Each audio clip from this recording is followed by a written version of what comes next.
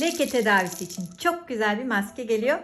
Yulaf kullanacağım bu maskede. Şöyle bir avuç yulafı alın arkadaşlar ve toz haline getirin. Fazla ölçülerde yapın bence. Ağzını kapatıp nem almayacak bir ortamda aylarca muhafaza edebilirsiniz. O yüzden şöyle bir bardak yulafı toz haline getirin. Mikserde karıştırıcınızda bunu böyle yulaf unu haline getirirseniz maskelerimizin baz malzemesi olarak kullanabilirsiniz. Çok etkili gerçekten, leke gidermede böyle peeling etkisiyle ciltteki ölü deriyi atıyor. Yulaf ununu hazırladım. 1 yemek kaşığı yulaf ununu kabıma aldım. Şimdi bunu gene kaldıralım. Başka bir tarifte kullanırız.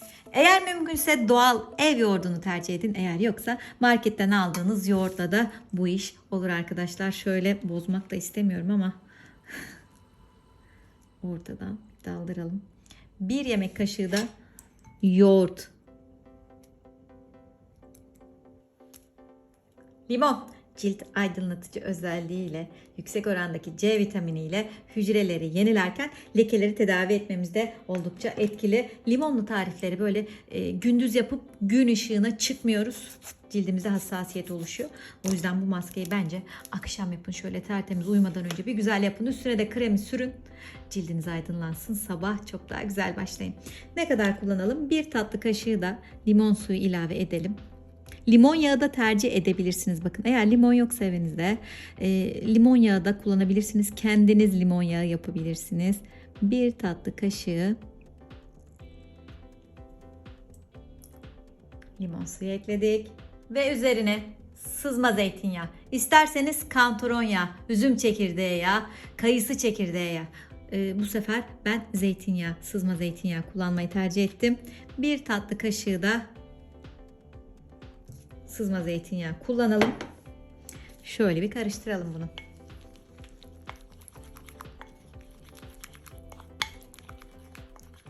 Çok hassas bir cildiniz varsa limon suyu eklemeden yapabilirsiniz arkadaşlar.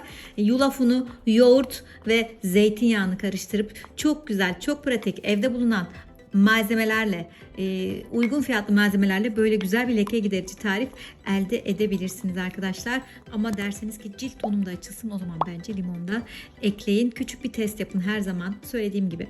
Küçük bir test yapın, şöyle hemen. Bekleyin bakalım 10 dakika. Herhangi bir kızarıklık, yanma varsa hemen silin, uygulamayın. Ama haricinde bakın böyle mis gibi. Ben hemen başlıyorum hatta sürmeye. Eğer derseniz ki çok yoğun lekelerim var, buna biraz da zerdeçal eklerseniz etki daha da artacaktır. Derseniz ki ben bunu her gün yapabilir miyim? Eğer bu ürünlerle yaparsanız, eğer akşam yaparsanız, yani gün ışığına maruz kalmazsanız bunu her gün kullanabilirsiniz arkadaşlar. Böyle sürün.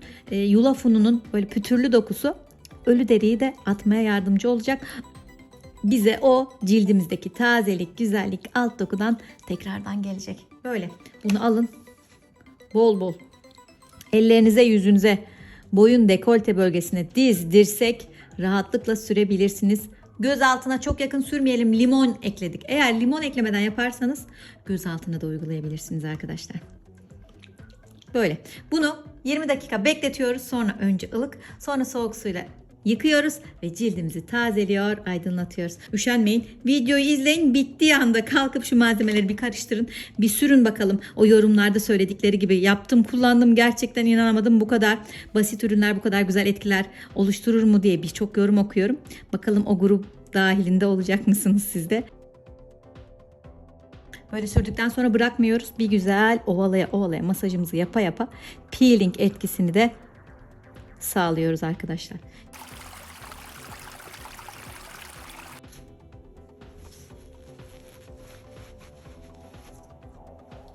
Sonuçta bu arkadaşlar. Sürdükten hemen sonra kendi yaptığım doğal o güzel kremlerden biriyle de nemlendirme yapıyorum. Misler gibi tertemiz, sağlıklı, lekesiz güzel bir cilde geçiş yapmış oluyoruz.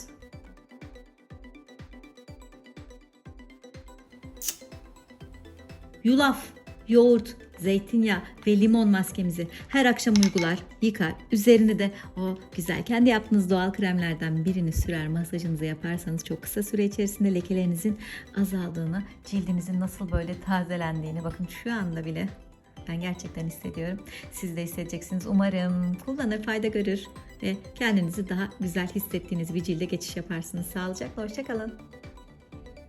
Videoları beğenmeyi, arkadaşlarınızla paylaşmayı, altta da o güzel yorumlarınızı yazmayı lütfen unutmayın. Çok mutlu edersiniz. Hoşça kalın.